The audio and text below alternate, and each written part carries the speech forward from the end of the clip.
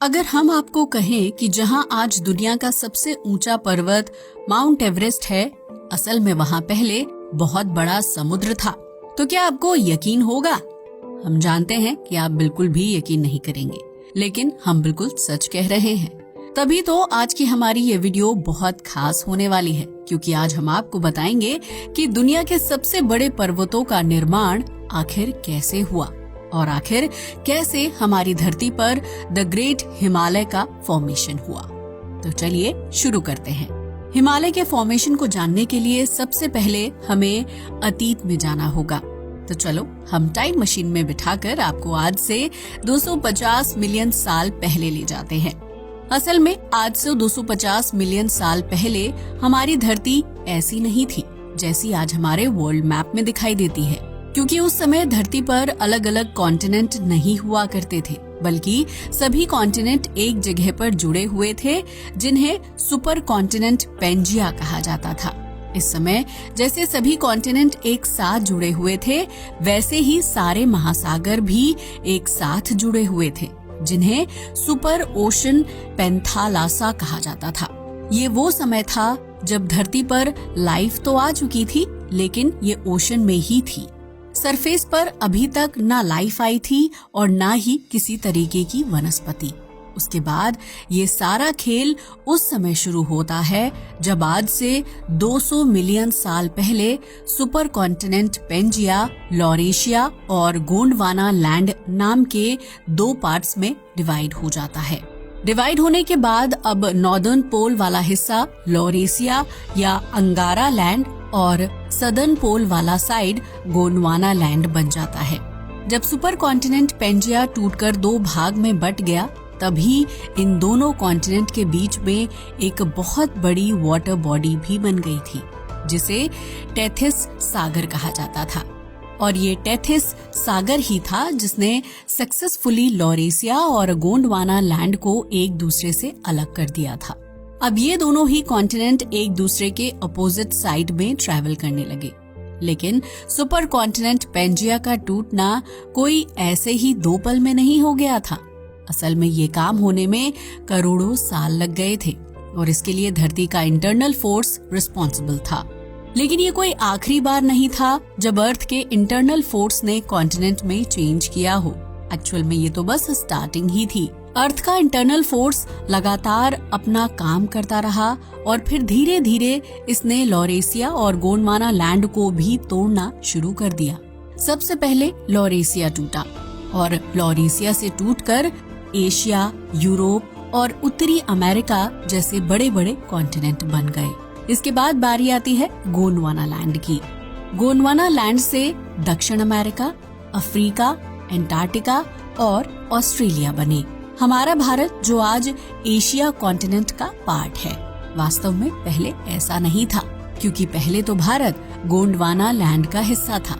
इस समय तक धरती के 7 कॉन्टिनेंट बन चुके थे, लेकिन अर्थ का इंटरनल फोर्स लगातार अपना काम कर रहा था।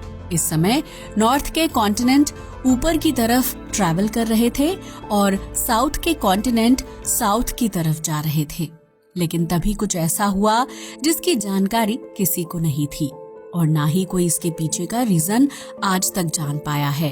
हम ऐसा इसलिए कह रहे हैं क्योंकि इंडियन कॉन्टिनेंट को तो कुछ और ही मंजूर था, इसलिए ये खिसक कर उत्तर की तरफ आने लगा। असल में हुआ यूं कि इंडियन प्लेट अफ्रीकन प्लेट से टूटकर अलग हो गई और सक्सेसफुली नॉर्थ की तरफ ट्रैवल करने लगी। वैसे इंडियन कॉन्टिनेंट प्लेट की नॉर्थ की ओर ट्रैवल स्पीड 9 से 16 सेंटीमीटर प्रति ईयर थी, जो कि बहुत ज्यादा नहीं है। लेकिन जब इंडियन प्लेट लगातार उत्तर की तरफ खिसक रही थी, तो टेथिस सागर में भी लगातार विस्तार हो रहा था। धीरे धीरे इंडियन प्लेट ऊपर की तरफ चली गई और आज से 10 मिलियन साल पहले ये जाकर टेथिस सागर से टकरा गई।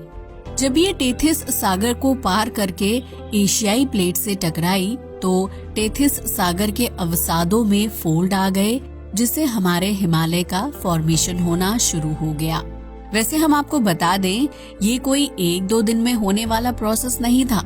असल में इसके होने में करोड़ों साल लग गए थे और करोड़ों साल का रिजल्ट आज हिमालय के रूप में हमारे सामने है।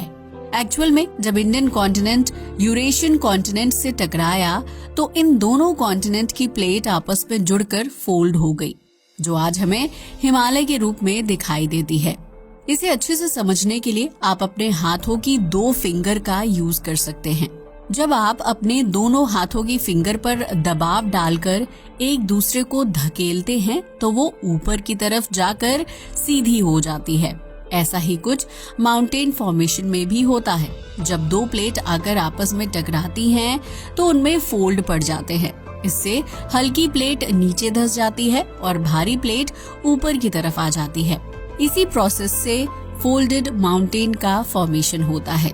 वैसे हम आपको बता दें कि माउंटेन 4 टाइप के होते हैं, जिनमें नंबर 1 पर फोल्डेड माउंटेन आते हैं, तो वहीं नंबर 2 पर वोल्केनो माउंटेन आते हैं। इनके अलावा रेसिडुअल माउंटेन और ब्लॉक माउंटेन भी होते हैं। लेकिन यहाँ हम हिमालय के फॉर्मेशन की बात कर रहे हैं, यानी कि फोल्डेड माउंटेन की। जब हिमालय का फॉर्मेशन हो रहा था और Indian plate Eurasian continent plate से टकराई थी, तब उस समय तिब्बत के प्लेटू का फॉर्मेशन भी हुआ था।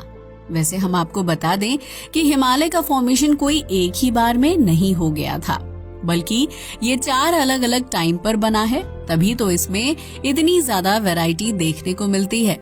जब Indian continent plate Eurasian plate से टकराई थी तो सबसे पहले टेथिस हिमालय का फॉर्मेशन हुआ था। टेथिस हिमालय में काराकोरम, लद्दाख, जास्कर और पीर पंजाल माउंटेन शामिल हैं। और अगर टेथिस हिमालय की एवरेज हाइट की बात की जाए तो ये 4000 मीटर ऊंचा है। और अगर इसके टाइम पीरियड की बात की जाए तो ये आज से 45 मिलियन साल पहले बना था। टेथिस हिमालय की एक और खासियत है कि इसके अंदर किसी भी तरीके की वैली नहीं पाई जाती है, यानी कि ये पूरी तरह से यूनाइटेड है और इसमें कोई जोड़ नहीं है। अब टेथिस हिमालय बन चुका था, लेकिन इंडियन प्लेट का यूरेशियन प्लेट की ओर आना अभी भी जारी था और फिर मेन बाउंड्री फॉल्ट से ग्रेटर हिमालय का फॉर्मेशन हुआ। इसका टाइम पीरियड आज से 25 मिलियन साल पहले का था। ये हिमालय का सबसे ऊंचा भाग है और इसकी एवरेज हाइट 6000 मीटर है। इतना ही नहीं, इसी के अंदर दुनिया की सबसे ऊंची चोटी माउंट एवरेस्ट भी शामिल है और इसका ज्यादातर भाग प्रेजेंट के नेपाल में पाया जाता है। लेकिन फिर भी हिमालय को भारत में माना जाता है, क्योंकि आज का नेपाल भी अखंड भारत का ही पार्ट था। ग्रेटर हिमालय के बाद लिटिल हिमालय बना और फिर आज से 10 मिलियन साल पहले हिमालयन फ्रंटियर फॉल्ट की हेल्प से हिमालय के सबसे नए और छोटे पार्ट शिवालिक का फॉर्मेशन हुआ। ये शिवालिक का फॉर्मेशन ही था कि टेथिस सागर पूरी तरह से अवसादों से भर गया और यहाँ पर सिंधु गंगा के मैदान का निर्माण हुआ, जिसे वर्ल्ड का सबसे उपजाऊ मैदान माना जाता है। हिमालय की बात की जाए तो ये दुनिया के सबसे ऊंचे पर्वतों का घर है और इसकी चौड़ाई 600 किलोमीटर और लंबाई 2400 किलोमीटर है।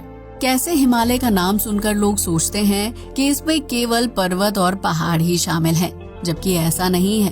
एक्चुअली में हिमालय एक बहुत बड़ा नेचुरल और गॉड गिफ्टेड स्ट्रक्चर है, जिसके अंदर बहुत सारी चीजें शामिल हैं, जैसे कि तिब्बत का पठार, सिंधु और गंगा ब्रह्मपुत्र जैसी बिग रिवर का ओरिजिन पॉइंट, ग्रेटर हिमालय जिसे हिमाद्री भी कहा जाता है, लघु हिमालय या लिटिल हिमालय और शिवालिक हिमालय के साथ साथ हिमालय फ्रंटियर फॉल्ट। असल में हिमालय भारत के लिए लाइफ लाइन का काम करता है, क्योंकि वो हिमालय ही है जो साइबेरिया से आने वाली ठंडी हवाओं को भारत में घुसने नहीं देता है। तभी तो कहा जाता है कि अगर हिमालय ना होता तो भारत बर्फ से जमा रहता और यहाँ पर सिंधु, गंगा, प्लेन जैसी संरचनाएं भी नहीं होती। केवल इतना ही नहीं, वो हिमालय ही है जो चीन जैसे दुश्मन देश से हमारी सेफ्टी को सिक्योर करता है, क्योंकि अगर हिमालय ना होता तो हमें वहाँ पर भी अपनी सेना तैनात करनी पड़ती, जिसका सीधा असर हमारी इकोनॉमी पर दिखाई पड़ता। लेकिन ये सब तो हम आज की बात कर रहे हैं।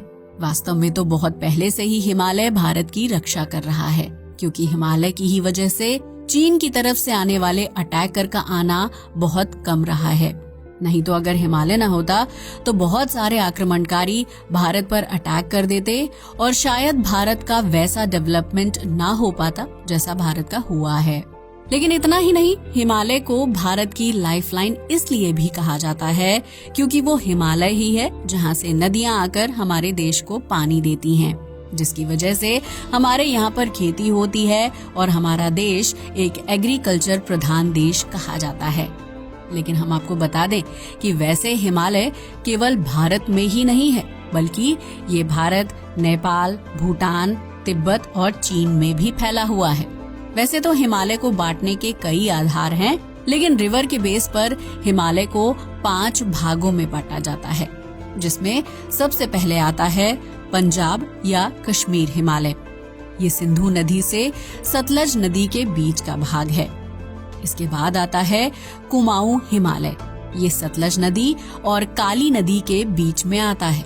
तीसरे नंबर पर नेपाल हिमालय आता है। काली नदी से तीस्ता नदी के बीच के हिमालय को नेपाल हिमालय कहा जाता है। इसके बाद आता है असम हिमालय और तीस्ता से देहांग नदी के बीच का हिमालय असम हिमालय कहलाता है। हालांकि पूर्वांचल हिमालय को भी हिमालय का ही पार्ट माना जाता है, जो कि दिबांग नदी से लेकर कलादान नदी के बीच का भाग है।